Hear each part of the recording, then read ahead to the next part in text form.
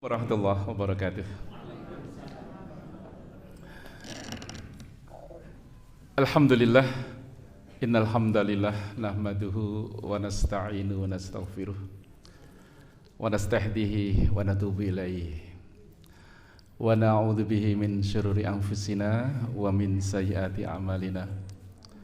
May yahdihillahu fala mudhillalah wa may yudlil fala hadiyalah. Asyhadu an la ilaha illallah wahdahu la syarikalah khassana bi khairi kitabin unzila wa akramana bi khairi nabiyyin ursila wa tamma alaina ni'mata bi a'dhami dinin syari'ah wa asyhadu anna muhammadan abduhu wa rasuluhu alladzi addal amanah wa ballagha risalah wa nasaha lil ummah wa jahada fillahi haqqa jihadih. Allahumma salli wa sallim wa barik ala hadzal nabiyil karim sayyidina Muhammadin wa ala alihi wa sahabatihi wa ahyina Allahumma ala sunnatihi wa amitna ala millatihi wa hsyurna fi zumratihi ma'al ladzina an'amta alaihim minan nabiyyina was siddiqina wasyuhada was salihin wa hasuna ulaika rafiqa. Amma ba'du, faya ibadallah, usikum wa iyaya bitaqwallah. Faqala ta'ala, ya ayyuhalladzina amanu taqullaha haqqa tuqatih wa la tamutunna illa wa antum muslimun. Ya ayyuhalladzina amanu taqullaha wa qulu qawlan sadida yuslih lakum a'malakum wa yaghfir lakum dhunubakum wa may yuti'illaha wa rasulahu faqad faza fawzan 'azima. Wa qala an-nabiyyu sallallahu alaihi wasallam, ittaqillaha haitsu ma kunta wa atbi'is sayyi'atal hasanata tamhuha wa khaliqin nasa bi khuluqin hasanin. Sadaqallah wa sadaqa Rasulullah sallallahu alaihi wasallam. Yang kami hormati untuk para sesepuh, bini sepuh, pimpinan cabang Muhammadiyah, parakan segenap takmir Masjid Al-Manar, Bapak dan Ibu jamaah kuliah pagi rahimakumullah. Alhamdulillah, yang pertama tentu kita bersyukur kepada Allah Subhanahu wa taala atas segala nikmat yang Allah limpahkan kepada kita semuanya. Dengan syukur yang sebenar-benarnya, semoga Allah akan senantiasa menambah nikmatnya untuk kita semuanya. Amin.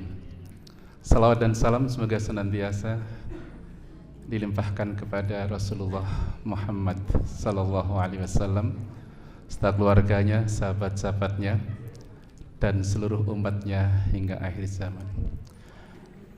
Bapak-bapak dan ibu-ibu jamaah sekalian rahimakumullah.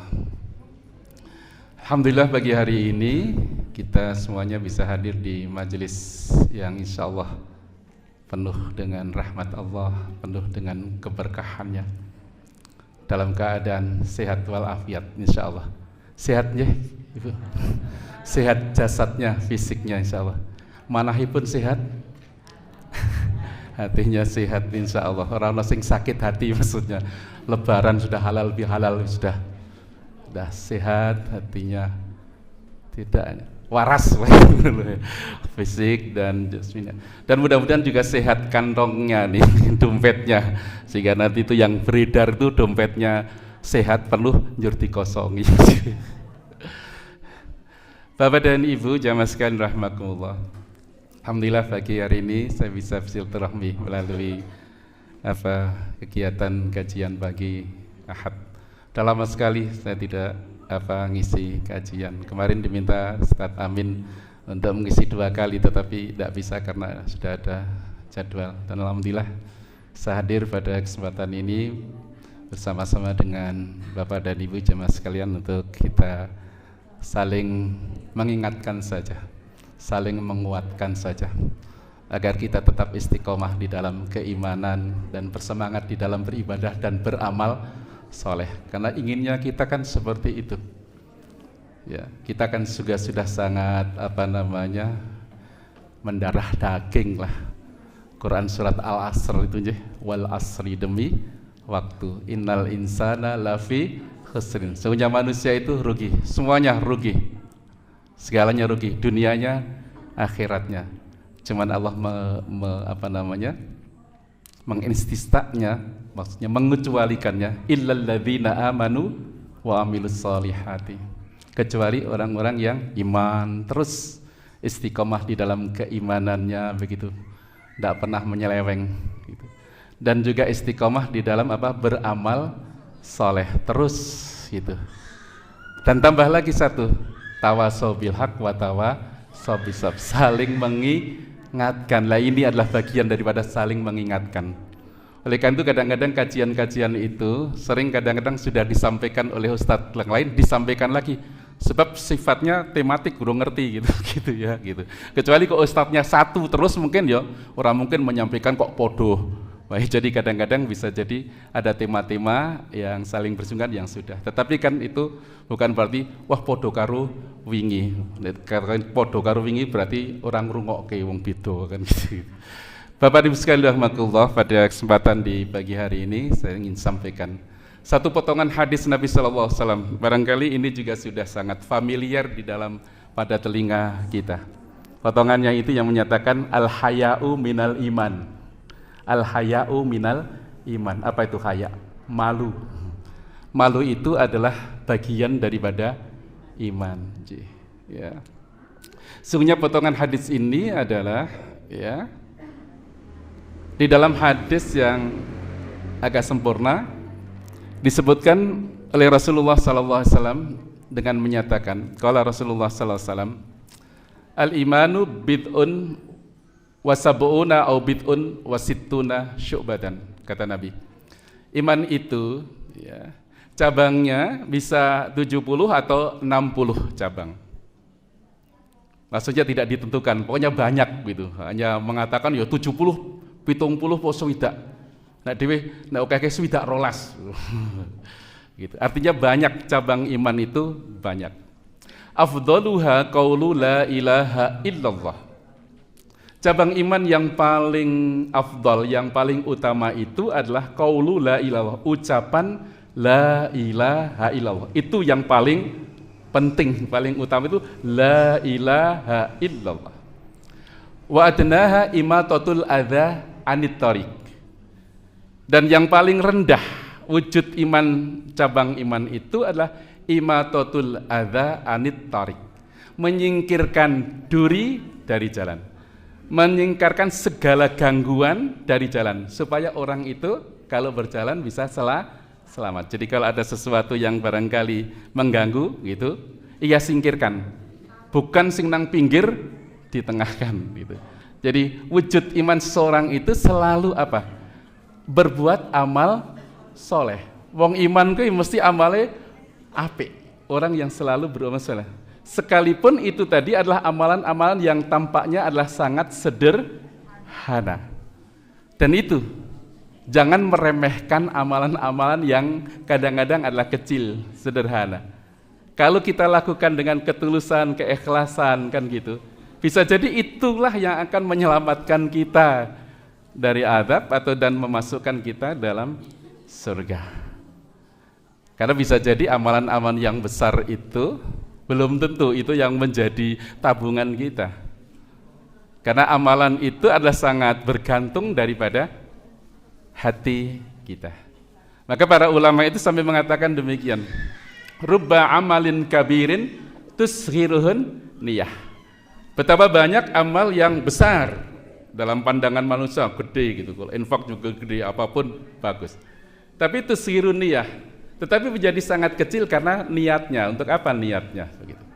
Wa rubba amalin saghirin ya tu'dhimuhun niyah. Tetapi banyak amalan-amalan yang kecil kan gitu, tetapi itu agung sekali, besar sekali sisi Allah, ganjarannya adalah karena juga niatnya. Itulah maka niat itu harus selalu kita bersihkan. Setiap amal soleh kita itu harus betul-betul selalu muhasabah. Apa sih, untuk apa kita lakukan? Termasuk barangkali adalah hadir di majelis taklim ini. Niatnya apa? Ketemu konco. Yaitu apik ketemu konco, wong silatur rahmi, ada juga selalu pembenar baiknya. Tetapi adalah juga ada dalam rangka tadi saling menguatkan, saling mengingatkan melalui kajian taklim semacam ini. Itukah maka kita jangan meremehkan amalan sekecil apapun yang dilakukan oleh orang lain gitu. Maka Nabi mengatakan la tahtakiranna minal ma'rufi syai'an walau antalqa akhaka biwajhin talqin. La tahtakiranna minal ma'rufi syai'an, jangan kamu meremehkan kebaikan sekecil apapun walau antalqa akhaka biwajhin talqin. Sekalipun kebaikan itu hanya sekedar berwajah manis, berseri-seri di hadapan orang lain. Kan menyenangkan. Jadi menyenangkan. Ketemu temannya, senyum, itu kan menyenangkan. Merenggutkan si jemeh kan begitu. Itu adalah sesuatu. Bahkan juga Nabi sampai juga mengatakan demikian. Ittaqin nara walau bisyikki tamratin. Hendaklah kamu jaga diri kamu dari adab neraka. Walau bisyikki tamratin, walaupun kamu hanya sedekah dengan setengah biji kurma, setengah biji kurma. Ya gitu. Tentu kita sedekah dengan setengah biji kurma itu kepada orang yang sangat membutuhkan, bukan kemudian kepada orang yang sudah punya kurma sak kerdus sedekah. Karena sedekah itu adalah memberikan kesenangan kepada orang lain. Dan itu bisa dilakukan oleh siapa saja, bukan hanya orang yang berpunya, tapi orang yang tidak punya juga memberikan sedekah kepada orang yang lebih tidak punya. Dan itu lebih dramatis kan gitu, bukan itu. Kayak permen siji rasanya seneng banget kan begitu. Ya. Seperti dulu ketika saya masih kanak-kanak dulu kan masa-masa susah lah gitu. Nah, jenengan duwe permen siji itu mesti dibagi dikletres kancane, seneng kan begitu, dikepuk. Malah dramatis lagi, dimut gentenan. Giliran rarisi zaman biyen itu padahal ora sikatat. Ya itu anget, mesti krasa di situ anget begitu. Itu senang sekali. Ya. Jadi sedekah itu sekecil apapun menyenangkan dan berpahala bagi orang yang memang sangat membutuhkan. Oleh karena itu pertemanan di antara orang-orang kaya itu biasa saja. Orang kaya itu kadang-kadang berteman itu gitu. Yuk ngesuk mangan nang ndi? Wah aku kaya wis tahu kae. Abok nang kene wae, wah wis tahu. Gitu. Wis terpaksa nang kene. Biasa saja padahal mungkin menggratisnya berapa? 100.000. Ning ora kena senengane sama sekali. Tapi kalau pertemanan di antara orang-orang yang berkekurangan itu luar biasa. Ya hebat sekali. Kadang-kadang pinjem duit cuma 50.000 itu hanya untuk nempur beras. Gitu. Ya, untuk mempertahankan hidup dan memberikan makan kepada anak. Itulah maka kita jangan meremehkan amalan sekecil apapun. Dan tidak ada orang tidak bisa bersedekah gitu. Jangan kemudian aku rasa sedekah wong aku durung duwe. Bisa bersedekah kepada orang yang lebih membutuhkan. Itulah maka itu kadang-kadang amalan-amalan yang kita lakukan dengan tulus ikhlas yang kecil itu yang bisa juga mengangkat derajat kita di akhirat dan menyelamatkan kita dari api neraka. Ya. Jadi sekali lagi jadi wujud daripada iman yang paling rendah adalah buahnya adalah amal saleh. Ya, itu. Wal haya'u syu'batun minal iman. Kemudian hadis disebutkan wal haya, malu, isin itu adalah bagian daripada iman, wujud daripada iman. Ya. Yang hadis yang potongannya kita sampaikan nanti juga. Nah, tadi dikatakan bahwa ya, afdhalul iman yang paling utama wujudnya itu kalimah thayyibah la ilaha illallah. Ini adalah kalimat sakti ini. Ini kalimatul haq. Siapapun yang mengatakan ya tetap benar. Walaupun yang mengatakan itu orang gila. Bahkan beliau pun mengatakan diajari la ilaha illallah, betul gitu. Ini adalah kalimatul haq. Ya. Dengan kalimat inilah seseorang terbebas dari api neraka. Walaupun sebelumnya adalah kafir dan banyak dosa. Begitu mengatakan la ilaha illallah, maka dosa-dosa yang lalu kafirannya menjadi hapus dan jamin masuk Islam. Begitulah masuk surga dan itu menjadi madkhal, pintu masuk Islam. Begitulah. Tapi sekarang ini banyak orang justru kan gitu mengkafirkan orang yang sudah mengatakan la ilaha lallah gitu sama muslim, wah itu kafir. Ini adalah apa? Sifat-sifat munculnya yang namanya khawarij. Khawarij itu adalah orang-orang kelompok yang dikatakan oleh Nabi, ya gitu. Salatnya seperti salat kita, bahkan bisa lebih bagus. Bacaan Al-Qur'annya juga bisa lebih bagus, begitu, ya. Tetapi mereka tuh bersemangat untuk apa namanya? Menyalahkan saudaranya dan merasa dirinya paling benar. Yang lain adalah salah, bahkan sesat, bahkan kafir, apa sedikit neraka. Itu semacam itu sifat-sifatnya. Ini muncul sesungguhnya yang namanya firqah khawarij itu sejak perselisihan politik pada zaman Utsman bin Affan. Ketika setelah ada pembunuhan Utsman bin Affan, kan maka kemudian terjadi konflik antara Ali bin Abi Thalib dengan Muawiyah. Karena Muawiyah keluarga dari Utsman bin Affan itu menuntut supaya pembunuhan Utsman ini diselesaikan. Tetapi Ali sibuk untuk menyatukan umat itu. Ya, sehingga terjadi dua kubu kelompok, pendukung Muawiyah dan pendukung Khalifah Ali bin Abi Thalib. Sampai kemudian terjadi peperangan Siffin. Perang Siffin itu antara kelompok Muawiyah. Muawiyah itu sahabat Nabi dan kelompok pendukung Ali bin Abi Thalib. Perang betul perang. Sampai kemudian ada seorang tokoh politikus namanya Amr bin As gitu. Berteriak dan meminta untuk damai, tahkim. Tahkim itu perdamaian, ora usah perang. Tapi kan adalah siasat politik. Maka kemudian disepakati gitu, kubu atau kelompok Muawiyah diwakili di dalam tahkim perdamaian itu oleh Amr bin As, sedang dari kelompok Ali bin Abi Thalib diwakili dalam negosiasi perdamaian itu adalah oleh siapa? Abu Musa al-Asy'ari. Mereka sudah sama-sama sepakat. Pokoknya sekarang kita sepakat supaya ada perdamaian di antara para sahabat umat Islam ini, maka kita sepakat menurunkan khalifah kepemimpinan, ketokohan Ali bin Abi Thalib supaya melepaskan kekhalifahannya. Kemudian siapa? Muawiyah juga meletakkan ketokohannya dan kemudian dicari pemimpin yang baru yang bisa disepakati, mungkin yang bisa disepakati mufakat gitu. Begitulah maka Abu Musa al-Asy'ari adalah dari kubu Ali bin Abi Thalib. Dia adalah lebih tua, maka diberikan persilahkan untuk menyampaikan kesepakatan awal itu.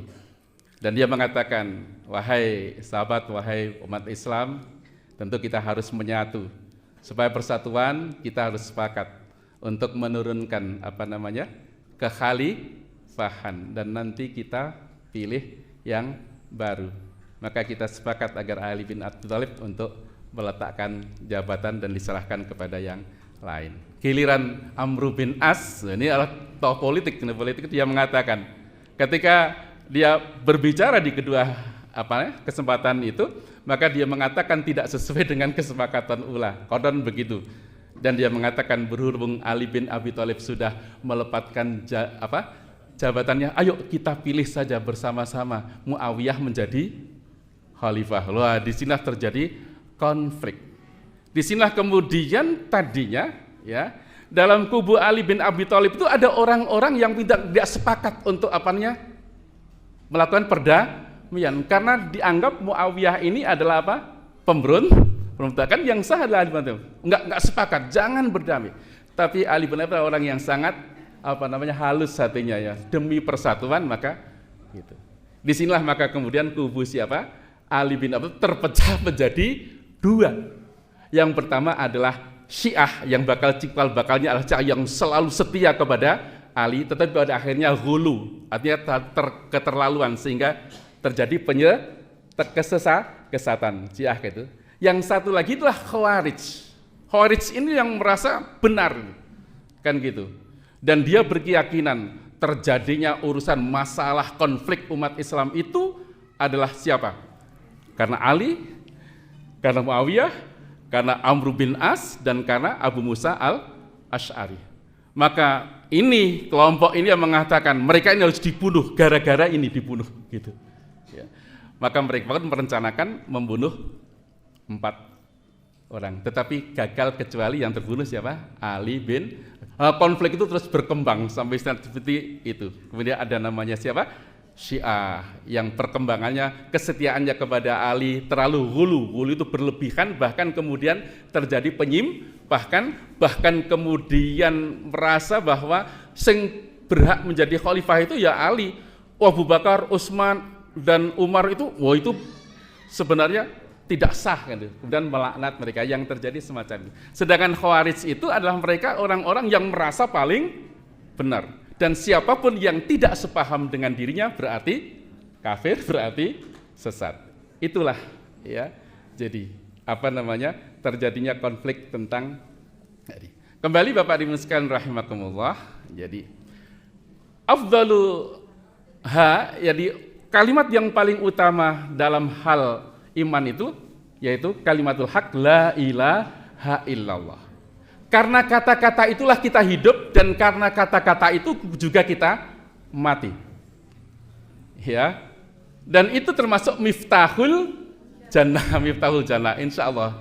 Ya, miftahul jannah la ilaha illallah. Sekalipun rasa dilakukan miftahul jannah la ilaha. Ya memang miftahul jannah itu kunci surga itu adalah la ilaha illallah. Jadi bisa jadi gitu, dalam satu hadis Nabi sebutkan, besok ketika hisab itu sudah selesai, rampung kan hisab itu. Ahlul jannah fil jannah wa ahlun nar fin nar. Ahli surga di surga, ahli neraka di neraka. Beberapa saat kemudian yaqulu tabaraka wa taala, Allah berfirman kepada malaikat, akhriju minan nari man kana fi qalbi mithqala dzarratin min imanin. Keluarkan orang-orang yang ada di neraka itu, di mana mereka yang di dalam hatinya masih ada iman, la ilaha illallah. Pasti akan terentaskan dari ini. Ning kapan kuwi maksudnya? Kabeh duwe kunci, ning ling gunake kapan? Bukan gitu. Apa langsung digunakan, apa langsung bar saka neraka? Lah itu naudzubillahi min dzalik. Begitulah ya. Jadi la ilaha kalimatul haq. Itulah maka bayi-bayi yang baru lahir itu hendaknya pertama kali diperdengarkan di telinga mereka itu ya kalimatul haq, la ilaha illallah itu. Maka Nabi berpesan, iftahu sibyanakum awwala kalimatin bila ilaha illallah. Bukalah pendengaran pertama kali sibyanakum, bayi-bayi kamu sekalian itu dengan apa? Bisikkan la ilaha illallah. Biar ini yang terdengar pertama itu la ilaha, dan itu yang paling berkesan dan menggetarkan telinganya kepada jiwanya. Dengan demikian gampang untuk diarahkan. Sing pertama dengarkan itu yang lain, lain lagi.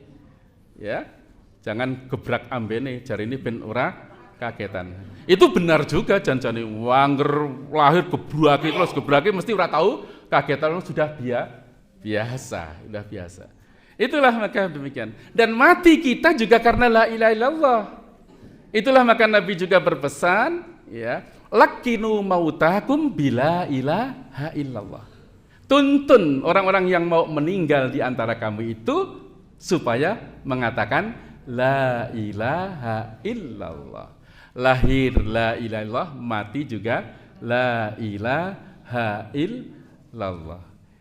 Itulah karena siapapun yang menemukan temannya, saudaranya dalam keadaan sakarul maut, jangan ditinggal pergi kan gitu ya. Ya, tetapi adalah kemudian apa? Selalu dibisikkan, dituntun la ilaha illallah. Kalau dia sudah mengucapkan itu, ya sudah, dibiarkan, jangan diajak ngomong lagi, ya, sampai meninggal. Kalau dia mengatakan yang lain, ya tetap langsung dibisikkan la ilaha illallah. Jangan kemudian nyebut istighfar, enggak, tapi tuntun la ilaha illallah, la ilaha illallah. Itulah karena mangkana akhiru kalamihi la ilaha illallah dakhalal jannah, gitu kan. Barang siapa yang akhir kalimatnya itu yang keluar adalah kalimat la ilallah, pasti masuk surga.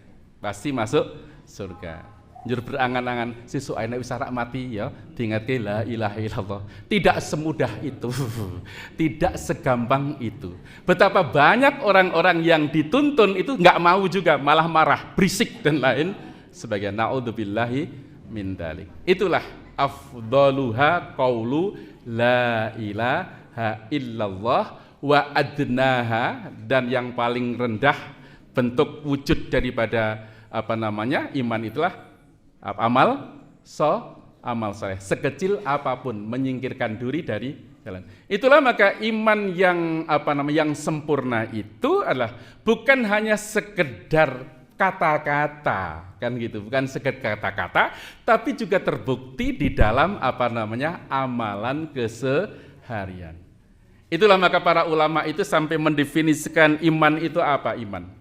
Al-imanu itu qaulun wa amalun. Iman itu adalah ucapan dan juga amal. Qaulul qalbi bisa kata hati. Kata hati itu kalau hati kita membenarkan tanpa ngucap Gusti Allah itu esa, gitu, itu juga adalah kata hati, membenarkan, tasdikun bil qalb, kata-kata. Dan qaulul lisan juga terucap dalam lisan. Kalau kata hati yang tahu adalah diri kita dan Allah Subhanahu wa ta'ala. Kalau kata lisan bisa diketahui oleh orang lain. Lisan itu mengatakan la ilah penting juga biar diketahui. Nek kaya wis Islam nek meneng wae kok enggak tahu. Maka ada qaulul qalbi, kata hati, wa qaulul lisan. Juga wujudnya amal. Amal qalbi dan amal lisan. Kok ada amalan qalbi? Amalan apa? Hati, dan amalul jawarih, amalan anggota badan. Kalau amalan hati yang tahu adalah diri kita. Apa itu amalan hati? Tawakal. Itu amalan hati itu. Orang grundel itu amalan hati. Ya, tawakal, sabar, ikhlas. Itu adalah amalan hati. Yang paling tahu siapa? Diri kita dan Allah Subhanahu wa ta'ala. Tapi juga amalul jawarih juga terwujud dalam amalan-amalan anggota badan yang diketahui oleh orang lain. Oke, apik karena ucapane apik, perilakune apik. Sekalipun kalau amalan jawarih anggota badan belum tentu podo karo atine. Apik mung pencitraan gitu. Maka wujud iman yang sungguhnya itu ya membenarkan di dalam hati, terucap dalam lisan, ya, dan kemudian terbukti dalam amalan keseharian. Itulah maka kata iman itu selalu dikaitkan dengan amal soleh. Coba baca Al-Quran, innal ladzina amanu wa amilus soleh. Tidak hanya iman tapi adalah selalu membuahkan amal soleh. Termasuk cabang iman tadi al-haya'u minal iman. Malu itu juga bagian daripada iman. Maksudnya apa? Ya, gitu. Nabi SAW sampai mengatakan begini, ya. Innal haya'a wal imana kurina jami'an. Sesungguhnya malu dan iman itu adalah kurina, selalu menjadi satu, tidak bisa dipisahkan, merupakan satu Tuhan. Idza rufi'a ahaduhuma rufi'al akhar. Kalau satu saja hilang, maka yang lain hilang. Nek imane hilang, orang duwe isin ngerti. Nek isine wis hilang berarti wis orang duwe iman, tidak punya iman. Karena malu itu adalah sikap hati, amalan hati, betul itu. Yang bisa mengendalikan perbuatan orang isin, ya, dan itu sudah dikenal sejak nubuwah. Ya. Nabi SAW itu pernah bersabda demikian. Inna mimma adrakan nasu min kalamin nubuwatil ula idza lam tastahyi fasna ma syi'ta. Sesungguhnya di antara kalam nubuwah, kata-kata kenabian sejak awal al-ula, yang sudah dikenal oleh manusia itu apa itu? Idza lam tastahyi fasna ma syi'ta. Jika kamu tidak malu, maka lakukan terserah kamu. Itu adalah kalam nubuwah dan dikenal sejak dulu Nabi Adam. Nek orang duwe isin, ya sak karepmu. Panjenengan sampun biasa ngertos ya? Ya sak karep nek aku isin, nek ora isin ya sak karep. Sudah mengenal itu, kita sudah mengenal. Urung ngerti hadise saja kita sudah mengenal, ya. Jadi kalau nggak punya malu ya silahkan berbuat sakarepmu. Artinya apa? Malu itu yang bisa mengendalikan diri dari perbuatan-perbuatan radhilah, perbuatan yang rendah, akhlak yang buruk. Wah, aku izin berbuat demikian, kan gitu. Apalagi semakin seseorang kedudukannya tinggi, kehormatannya di sisi manusia tinggi, akan semakin punya rasa malu lebih tinggi. Kalau kedudukan rendah ya biasa. Ya, misalnya pengurus masjid takmir gitu, izin nek ora jamaah nang, jadi kan gitu semakin itu. Nek sing biasa ora izin wong biasa. Semakin mulia, semakin tinggi itu semakin punya rasa malu dan ingin selalu melakukan kebaikan dan menjadi contoh bagi orang lain. Itu maka Nabi SAW mengatakan al-haya'u kulluhu khair. Rasa malu itu semuanya baiklah, baik gitu. Isin kuwi apik. Ning sering ono sing isinan ya. Nah, isinan itu ada negatifnya. Karena isinan itu saking isin terlalu. Wong berbuat apik wae isin gitu ya gitu. Mbok bapakmu tolong ditulungi apa tumbaske apa ngono nang warung. Ah, isin. Nah, ini isin yang tidak itu namanya isinan itu ya. Karena sebenarnya isin itu malu kalau dia berbuat berkata sesuatu yang rendah, sesuatu yang tidak sesuai dengan norma umum, akhlak. Itulah maka Nabi juga mengatakan al-haya'u la ya'ti illa bi khair. Malu itu tidak mendatangkan kecuali kebaikan. Maksudnya malu itu selalu mendatangkan kebaikan. Itulah maka orang muslim itu harus punya sifat malu. Sebab orang duwe malu-maluin. Kan gitu. Ngisini sini. Ya kan gitu. Kalau orang tidak malu, maka yang malu yang punya malu, kan begitu. Jadi kalau anaknya tidak punya malu, sing isin siapa? Orang tuanya. Nek wong tuane ya ora isin, ngono sing isin apa? Tanggane isin. Nah begitu selalu orang yang punya malu yang kemudian merasa malu. Sifat malu itu sendiri menjadi sifat Allah Subhanahu wa taala juga. Dalam sabda Nabi sallallahu alaihi wasallam itu beliau mengatakan, "Inna rabbakum hayyun karimun." Sesungguhnya Tuhan kamu sekalian itu adalah Maha Pemalu dan Maha Pemurah. Ya, pemalu dan murah. Yastahyi min abdihi idza rafa'a yadaiha ya fayaruddahuma sifran. Allah itu sangat malu jika ada hambanya menekadahkan tangannya berdoa, ya Rabb, ya Allah, ya Allah. Kok dia selesai berdoa tidak mendapatkan apa? Izin. Kalau ada hambanya itu apa? Berdoa minta kok tidak dikabulkan. Panjenengan nggih ngoten nggih. Nek ana wong njaluk biasa pisan, wah moh ning ngasih nangis-nangis terus njaluk terus wae. Kira-kira ya wah ora penak nek ora ngekei, akhirnya ngekei gitu ngekei. Begitu. Sama juga Allah begitu. Kalau doa kita itu betul-betul sampai menangis pastilah dikabulkan lebih itu. Jangankan Allah dewe ora kepenak nek ora ngekei. Begitulah. Allah adalah Maha Pemalu dan sangat pemurah. Demikian pula juga Rasulullah sallallahu alaihi wasallam adalah sangat pemalu juga. Pemalu, ya. Rasa malu Rasulullah sallallahu alaihi wasallam itu, ya. Kalau Rasulullah kan malu tidak mungkin berbuat maksiat. Malu kalau tidak melakukan kebaikan, kan gitulah gitu. Jadi dalam riwayat itu sering disebutkan katanya kalau Nabi itu kalau diminta sesuatunya mesti dikasih. Nabi kalau mbok paring ini mesti dikei. Bahkan cuman dipuji saja. Wahai Rasul kok saya to niku ali-aline kok apik. Oh, dhek gelem ya gitu. Nah, yang parjamaah di onten sing ngoten niku dipuji ali-aline kalunge gitu. Apik teman. Oh, dhek gelem ya. Itu Nabi sampai segitu. Jadi enggak enak gitu rasanya. Ada orang memuji apa yang ia pakai saja. Nah, itu langsung nawani. Oh, mau enggak gitu. Ana sing ora ndek isin langsung nggih Rasul kan gitu. Ana sing ndek isin ya mboten kok kan begitu seperti itulah. Itu rasa malu Nabi sallallahu alaihi wasallam. Sehingga Abu Sa'id Al-Khudri sampai mengatakan, "Kana Rasulullah sallallahu alaihi wasallam asadda hayaan minal adra'i fi khidriha." Adalah Nabi sallallahu alaihi wasallam itu adalah sangat pemalu sekali, bahkan lebih malu dari wanita pingitan, gadis pingitan. Gadis pingitan ya tentu sangat malu, ora tahu ketemu wong kan begitu, sangat malu. Ya. Idza ra'a syai'an yakrahuhu. Ya. Nabi itu kalau melihat sesuatu yang dia tidak senangi gitu enggak ada. Maka arafnahu fi wajhi. Maka kita akan melihat dari wajahnya berubah gitu. Kalau Rasulullah itu melihat sesuatu yang dia tidak nyaman pasti berubah.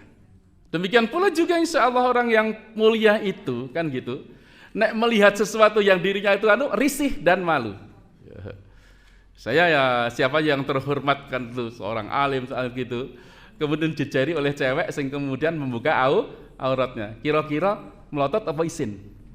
Isin lungo kan gitu. Mesti malu sendiri. Nabi juga begitu sangat malu kalau ada sesuatu yang dia lihat itu tidak nyaman. Itulah ya Nabi Shallallahu Alaihi Wasallam. Bahkan Nabi sendiri itu karena rasa malu nggak enak gitu, rasa malu itu nggak enak aja. Menegur sahabatnya saja itu kadang nggak enak. Pada peristiwa-peristiwa tertentu loh, bukan pada peristiwa yang sangat harus ditegur. Yaitu turun ayat di dalam Quran surat Al-Ahzab ayat 53 atau berapa itu disebutkan. Ya ayyuhalladzina amanu la tadkhulu buyutan nabiyyi illa ayyudzana lakum ila ta'amin ghaira nadhirina inah. Wahai orang yang beriman, janganlah kalian tuh masuk ke rumah Nabi ya, kecuali kamu diizinkan untuk masuk karena perjamuan makan, karena akan disajikan makan ya. Tapi jangan ghaira nadhirina inah, tapi jangan nunggu nek dong pas nunggu masak ora penak kan gitu. Urung mateng wis do teko, utawa urung masak do teko rono kan ngarep enggak ngenaki kayak gitu. Sampai turun ayat semacam itu. Walakin idza du'itum fadkhulu. Tapi kalau kamu sudah diundang makan tadi, ya silakan ya masuklah. Kalau diundang Nabi untuk makan wong wis disiape. Kan gitu. Ya. Fa idza ta'imtum, ayat itu mengatakan, tapi kalau kamu sudah makan, fantashiru, segera kamu bubar. Ghaira musta'nisina li hadits, jangan asik-asik ngobrol di rumah Nabi, kan gitu. Inna dzalikum kana yu'dhin nabiyya fayastahyi minkum wallahu la yastahyi minal haq. Karena hal itu akan menjadikan Nabi tidak nyaman, yu'dhi, menyakitilah rapena, kan gitu, ya. Tetapi Allah tidak malu untuk menyampaikan kebenaran. Maka kemudian turun ayat ini untuk menyampaikan kebenaran. Rasulullah negur rapena. Jadi di kasusnya adalah ada 3 sahabat. Ketika Nabi mengundang perjamuan, sahabat diundang, kan giliran makan pulang. Tapi ada 3 orang setelah makan rampung ngobrol nang kono. Wis bubar kabeh isih ngobrol. Kan ini kan rapena to Nabi. Nabi kadang-kadang masuk ke rumah, metu lagi burung pamit. Nang pawon, metu meneh urung. Kan repot kan gitu. Sehingga turun ini ayat itu enggak berani negur rapena. Rapena semua yang menegur siapa? Allah Subhanahu wa taala. Itulah rasa malu Nabi sallallahu sampai segitunya. Tapi kemudian dijelaskan oleh Allah Subhanahu wa taala. Nek panjenengan pinter nek kon ngusir tamune nggih. Pinter banget etok-etok wae, Pak. Wah, kula nyuwun pangapunten nembe wonten keperluan. Keperluan itu mesti ono perlune ya, orang nang WC ya perlu, arepana ya benar itu. Dan itu adalah khilaf juga enggak masalah semacam itu. Bukan arti ngapusi, tapi pancen ono keperluan kan gitu, daripada berlama-lama di situ. Mesti akan nggih matur nuwun. Nek sing ora duwe isin, nggih monggo panjenengan nek tindak kula tak wonten mriki wae iki payah meneh kalau gitu. Enggak punya rasa malu. Itulah jadi Nabi Shallallahu Alaihi Wasallam juga punya rasa malu yang luar biasa. Itulah, maka kita juga ya semuanya juga harus meneladani rasa malu sebagaimana Rasulullah Shallallahu Alaihi Wasallam. Minimal kalau kita itu adalah malu karena apa? Ya, malu kalau bermaksiat. Itulah kayak gitu ya. Malu kalau bermaksiat. Malu jika tidak beramal soleh, sementara orang yang kita anggap rendah kok beramal soleh. Wah, aku isin ya, wong kae wae. Kok aku ora? Lah itu bagus gitu. Cuman malu itu dibagi menjadi 2. malu kepada manusia dan malu kepada Allah. Malu kepada manusia baik mboten? Baik mboten? Ya baik, jelas. Malu kepada manusia itu adalah termasuk menjaga ifah kehormatan di mata manusia. Nek nang ngarepe wong apik tenan, ning nang burine hurung mesti. Ini namanya malu di hadapan manusia. Dan dia akan terhormat di kalangan manusia sebab pencitraannya bagus kan gitu. Citranya bagus, selalu baik kan gitu. Baik untuk dirinya, terjaga kemuliaannya dan nyaman untuk masyarakat. Kan dulu apik kan, seneng kan bergaul dengan orang apik. Tetapi di sisi Allah belum tentu kan gitu. Maka malu yang kedua ketika kita sudah bisa sampai rasa malu kepada Allah. Kalau kepada Allah punya malu itu baik dalam keramaian maupun dalam kesendirian tetap isin karo Gusti Allah. Sampai isin malu. Apalagi kok bermaksiat menggunakan rezeki dari Allah itu karena malu kepada Allah. Ya Allah, Engkau yang memberikan rezeki ini, tapi kemudian aku gunakan untuk bermaksiat, malu. Maka dia tidak mungkin akan melakukan kemaksiatan. Dia sadar malu kepada Allah. Maka ada satu kisah, seseorang yang sangat jahat itu, sampai karena sulit sekali untuk meninggalkan kemaksiatan itu, dia meminta satu nasihat kepada seorang bijak dan mengatakan, wahai alim, seorang ulama, kiai, sungguhnya aku sulit sekali untuk menghindarkan diri dari maksiat. Tolong berikan nasihat kepadaku supaya aku bisa lepas dari maksiat. Saking wis batekeh bermaksiat, wangel tenan. Maka dia hanya menasihati dengan mengatakan, maksiat ora apa-apa. Silahkan maksiat, gandum mboten. Ya, tapi maksiat jangan di buminya Gusti Allah. Jangan di buminya Gusti Allah. Silahkan maksiat. Sakit? Geleng-geleng dia. Silahkan bermaksiat, tapi jangan bermaksiat dengan pemberiannya Allah. Mata kamu dari Allah, jangan untuk maksiatkan pemberian Allah. Bisa. Kemudian satu lagi, silahkan bermaksiat, tapi jangan sampai Allah mengetahui. Langsung tobat itu, langsung tobat. Kan nggak, bukan karena itulah kita sesungguhnya malu. Kalau sudah malu sampai Allah itu malu rasanya. Diberikan rezeki oleh Allah, tetapi kita tidak gunakan untuk menyempurnakan ketaatan kita kepada Allah, atau menggunakan rezeki itu sesuai dengan pesan orang yang memberi atau zat yang memberi rezeki. Kan begitu, kita diberikan rezeki, harta dan apapun kan dipesankan untuk gunakan. Untuk pertama kita gunakan untuk hidup di dunia. Ya makan, minum, pakaian, rumah. Penting buat itu. Oh penting banget tuh. Ojo mengatakan omahku ora penting. Penting itu untuk kenyamanan hidup. Tapi kan tidak hanya seperti itu. Juga ada kewajiban untuk memberikan infak, sedekah. Dan itu untuk bersedekah dan berinfak itu tidak harus menunggu kaya, kan gitu. Kaya, kan tidak harus menunggu kaya.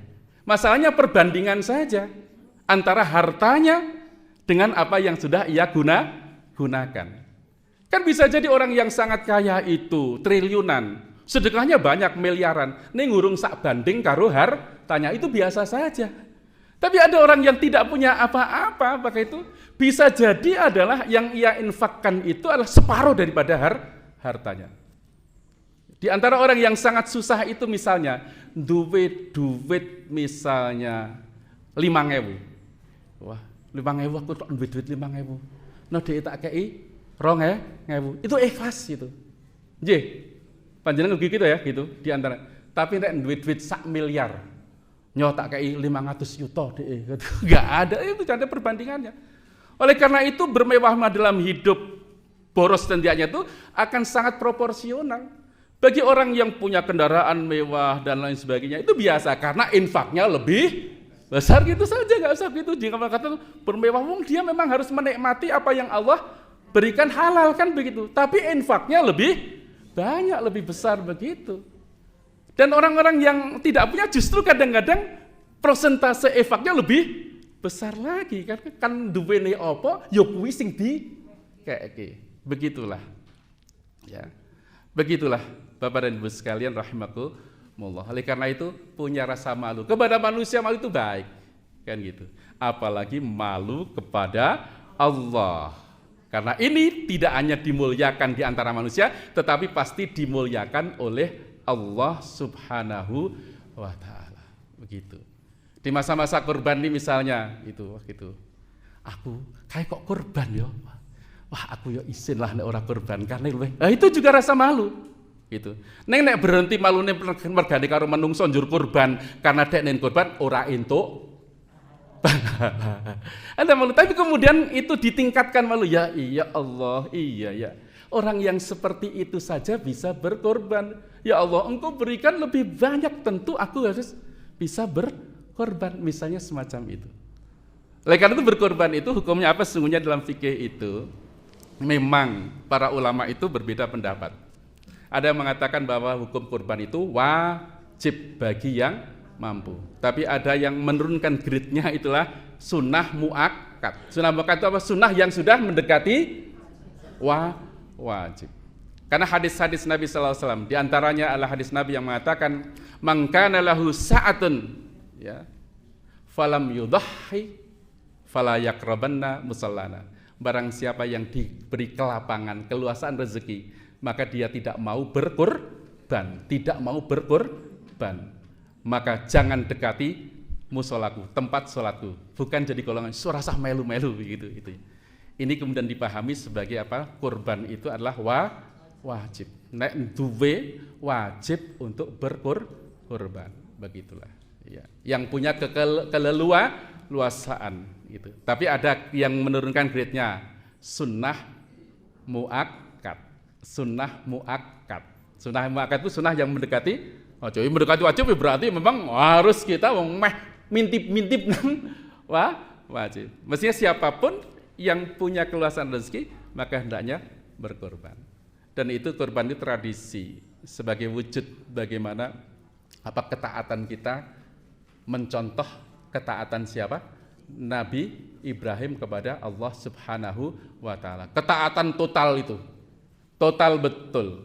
Ketaatannya itu tanpa pikir, nggak rasional, karena suluh mengorbankan anaknya. Itu luar biasa. Itu hanya menguji saja, diuji sedemikian rupa untuk menunjukkan ketaatan kepada Allah Subhanahu wa Ta'ala. Disitulah kemudian setan mengganggu begitu, merayu mengganggu Ismail, mengganggu siapa? Hajar, mengganggu siapa? Ibrahim, tetapi mereka tetap bisa bertahan untuk mengusir setan dari godaannya, yang kemudian pada saat haji itu dilambangkan dengan melempar jumroh ula wusta aqabah. Itulah simbol-simbol bahwa agama Islam itu betul-betul agama yang mengikuti agama Nabi Ibrahim. Wa auhayna ilaika anittabi' millata Ibrahima hanifah. Aku wahyukan kepada engkau Muhammad supaya engkau itu mengikuti agama Nabi Ibrahim secara lurus. Termasuk adalah kurban itu adalah mengikuti amalan totalitas kurbannya Nabi Ibrahim. Karena setelah itu, setelah dia disuruh dan menyembelih, maka langsung diganti dengan binatang kibas, kambing kibas. Dan kemudian itu dijadikan syariat bagi kita. Setiap Dzulhijjah itu kita diperintahkan untuk berkorban. Berapa? Satu kambing. Kalau 2 kambing boleh nggak? Boleh. Jadi kalau amalan-amalan sosial, amalan ibadah mahdhoh, tapi kalau ada kaitannya dengan sosial itu luweh okeh, luweh apik. Kalau ada hubungannya dengan sosial. Ada zakat fitrah itu pinten, Bu? 2,8 nih. Nek luwih akeh saka niku aweh mboten? Begitu loh maksudnya gitu. Itu. Ning nek luwih sithik saka sing ora itu. Jadi kalau yang ada kaitannya dengan sosial itu lebih banyak lebih baik. Tapi kalau nggak ada kaitan dengan sosial, misalnya poso, ya kepada Allah saja, salat. Ora njupuk wah subuh kuwi nek ping 8 luwih apik timbangane ping 2 ya enggak bisa begitu. Poso ya begitu. Wah, aku kuat poso, ora sahur, ora buka, ora entuk. Begitu tidak boleh begitu. Tapi kalau yang ada ibadah sosial begitulah. Maka silahkan gitu. Memang tradisinya itu cukup satu keluarga kan gitu, satu kambing. Itu sudah cukup kan gitu mewakili keseluruhannya. Tapi kalau semuanya wis kerja kabeh anak-anaknya walaupun mau kurban boleh tidak? Ya boleh, sangat bagus. Luwih elek apa luwih apik? Luwih apik. Maka insya Allah kurban yang akan datang lebih banyak lagi dibandingkan begitu. Ya. Dan kemudian hal yang sangat penting itu adalah bahwa kurban itu pendistribusiannya itu harus tepat. Boleh memang kita berkorban sendiri, sembelih sendiri kan gitu. Sepertiga boleh dimakan. Sepertiga bisa dihadiahkan kepada tetangga, kepada siapa. Dan bisa disediakan yang sepertiga kepada kaum fuqara. Kan memang begitu. Wa kulu minha kan gitu. Dan kamu boleh makan dari binatang kurban. Wa at'imul qadi'a wal mu'tar. Dan berikan makan kepada yang qadi itu yang memang sudah ya cukup lah gitu. Handai tolan kan sudah cukup, ning ora kurban kan gitu, bisa dikasih. Atau kepada mu'tar itu adalah orang-orang yang fakir miskin, itu bisa. Nah tetapi kalau kurban ini tidak dikoordinir, wah itu bisa jadi masa gitu. Kurban dhewe keke, kono kurban dhewe keke. Ono sing entuk, ono sing ora entuk. Sama dengan zakat fitrah itu perlu ada panitia. Panitia loh itu bukan amil dalam arti karena amilnya panitia saja untuk mendistribusikan kan gitu ya. Ya panitia zakat. Dan namanya panitia zakat itu bukan amil. Bukan amil itu kalau amil kan yang resmi lazis kan gitu ya. Itu hanya panitia dan panitia itu sifatnya hanya menjadi wakil saja.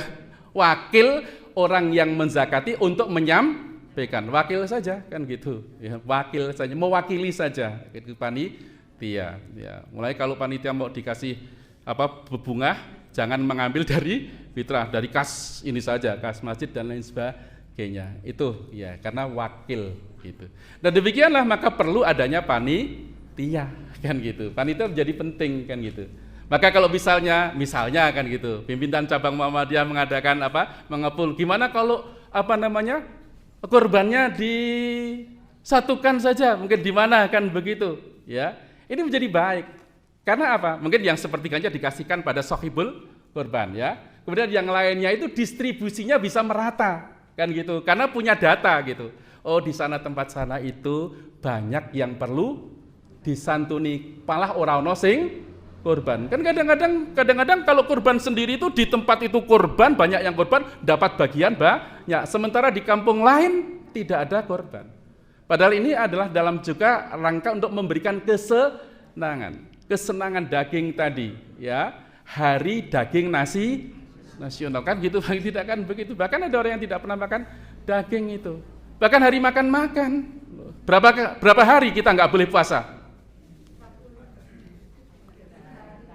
Karena saya begini, loro gitu, ya. Tanggal 10, 11, 12, 13 itu boleh puasa tidak? Tidak, berarti suruh makan. Itu hari makan di kesenangan. Jadi makan itu sesuatu yang halal, dinikmati kan begitu. Itulah maka baik sekali kalau kemudian nanti itu kurban itu bisa dikelola kan gitu, bisa dipulkan kan itu oleh panitia. Kemudian nanti pendistribusian bisa secara merata dan memberikan kesenangan kepada orang. Itu lebih manfaat. Begitu insya Allah. Maka kalau ada imbauan dari lazismu kurban itu juga sebagian kalau bisa dilewat lazismu nanti yang bagiannya akan mendapatkan sarden ya, 1 kerdus, itu juga bagus. Itu kan dalam rangka apa? Bisa distribusi daging kurban itu kepada tempat-tempat yang jauh yang memang tidak terjangkau oleh orang-orang kaya yang berkurban. Itulah maka tadi kalau kaitannya dengan malu tadi, wah aku isin nek tahun kiki ora kurban. Isin karo sinten? Gusti Allah yang sudah memberikan rezeki sepanjang, tapi nggak usah memaksakan gitu. Iki sesuk kudu bayar SPP. Kurban sik apa SPP nih, Bu? Bener lah itu ngerti kan gitu ya, begitu lah kalau Pak nggo kurban. Karena ada namanya amal itu ada amalan harus ada prioritas. Itu harus selalu ada semacam itu. Nah, kembali tadi, jadi apa yang kita sampaikan adalah al-haya'u minal iman. Malu itu adalah bagian daripada iman. Orang yang beriman punya rasa malu kalau melakukan perbuatan-perbuatan yang rendah, dan malu juga kalau tidak melakukan kebaikan, padahal Allah telah memberikan kebaikan kepada kita dengan sebanyak-banyaknya. Wa ahsin kama ahsanallahu ilaika. Maka hendaklah kamu berbuat baik sebagaimana Allah telah berbuat baik kepada kamu semuanya. Quran surat Al-Qasas ayat 77 itu Allah sampaikan, wabtaghi fima atakallahu daral akhirata wala tansa nasibaka minad dunya wa ahsin kama ahsanallahu ilaik wala tabghil fasada fil ard innallaha la yuhibbul mufsidin. Wabtaghi, dan carilah, fima atakallah, dengan apa saja yang sudah Allah anugerahkan kepadamu, kesehatan, kenikmatan, rezeki dan sebagainya, ad-darul akhirata, untuk mendapatkan kesenangan di akhirat. Gunakan semua yang Allah berikan kepada kita itu untuk meraih kebahagiaan di akhirat. Wala tansa nasibaka minad dunya, tapi kamu jangan lupa nasibmu di dunia. Nasib di dunia itu adalah makan, minum, perumahan.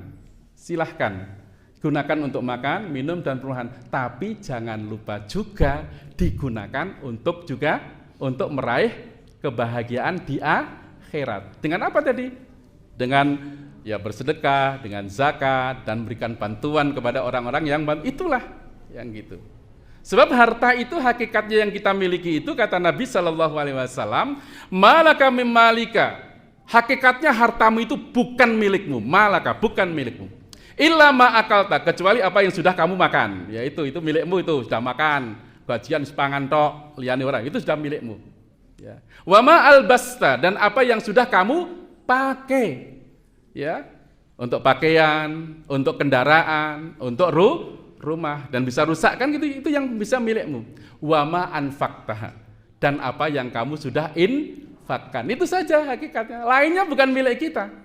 Ya. Lah yang kebanyakan orang itu yang sudah dimakan dan dipakai kan itu. Padahal masih ada apa yang kamu infakkan, itu yang abadi. Sebab yang sudah dipakai ya sudah hilang kan itu. Selain itu sudah bukan milik kita. Karena ketika mati nggak akan membawa harta itu, ya tak? Iya. Ketika mati kira-kira yang dimiliki apa? Yang sudah dimakan, yang sudah dipakai, yang sudah dinikmati rumahnya kan gitu. Setelah itu yang ditinggalkanlah menjadi milik siapa? Ahli waris. Kan itu saja ahli waris. Ya kalau ahli warisnya soleh. Nah ahli waris orang soleh bisa jadi masalah, rebutan warisan, bacok. Naudzubillah. Tapi kalau soleh bisa jadi ahli warisnya nggak butuh dengan warisan karena dia sudah mencari rezeki sendiri, sehingga warisannya dia gunakan untuk disegahkan atas nama orang tuanya. Oh itu lebih gandem lagi. Itulah maka kita harapan juga punya anak-anak yang soleh begitu. Ini saya kira Bapak Ibu sekalian apa yang dapat kita sampaikan dari satu potongan hadis al-haya'u minal iman. Marilah kita selalu perkuat di dalam diri kita itu ada rasa malu. Tentunya adalah malu kepada Allah. Kalau sana izin karo Gusti Allah kalau kita tidak berbuat kebaikan. Mekaten nggih Bapak dan Ibu sekalian apa yang dapat kita sampaikan mudah-mudahan bermanfaat, dan apabila kekurangan itulah tentu dari kekurangan saya sendiri dan mohon maaf. Bila taufiq wal hidayah. Assalamualaikum warahmatullahi wabarakatuh.